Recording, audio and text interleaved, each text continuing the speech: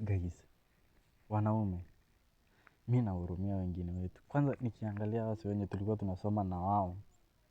Wote washaoana, wengine wakaolewa. Edi am I. I'm 21. Yaani, ukiangalia, guys. Yaani, unacheki tu hivi, unaangalia tu msee amekimbia kuoa. Hajajenga, hajafanyiwa nini, hajafanya anything. Yaani, msee tu ameoa kwa nyumba yenye alitailiwa. Wanaume, hata kama ni kujihurumia, tujihurumie guys. Tuache hizi mambo. Zitatuangamiza. Tafuta kazi kwanza. Then hizi zingine zitakuja later.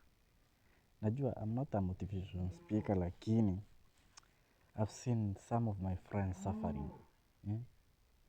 And I can't let that thing go out like that. So I have to come up with something that will help us some men. This thing, itaishi milele. Lakini, we have a chance to stop it. Okay? So, it's upon you to choose whether to follow your path or to be peer pressured. Because I know many guys are being peer pressured. Unapata rafiki yako ashaoa, wewe uko hapo. Juu alishaoa na wewe unaenda kuoa. Hata kama hujajipanga, shwari.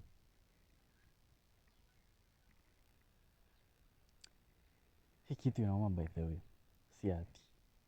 Yaani tu ukiangalia hivi, mamuri wote wenye ulikuwa unasoma na wao.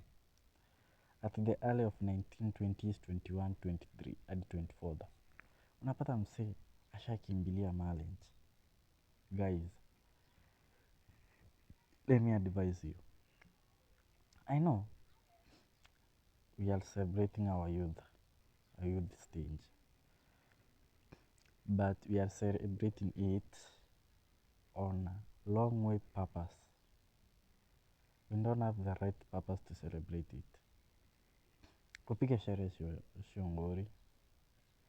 Lakini, this rush into marriage inaniuma na inaniudhi guys.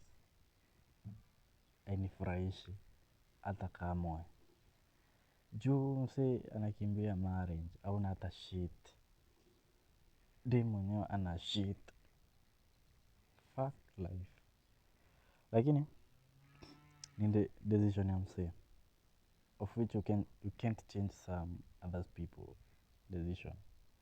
Maybe, unaona, unakimbilia life ya marriage, sindio? Juu ya rafiki yako umempata ako na bibi. But you don't know, in between the background, there is a supporting parent. What about you? Jiangalie, ukiingia saa hii, is there any supportive parent who will support you from down to up?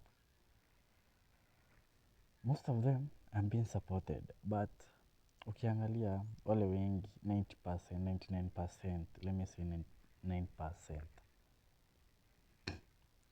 They end up being thieves, drug addicts.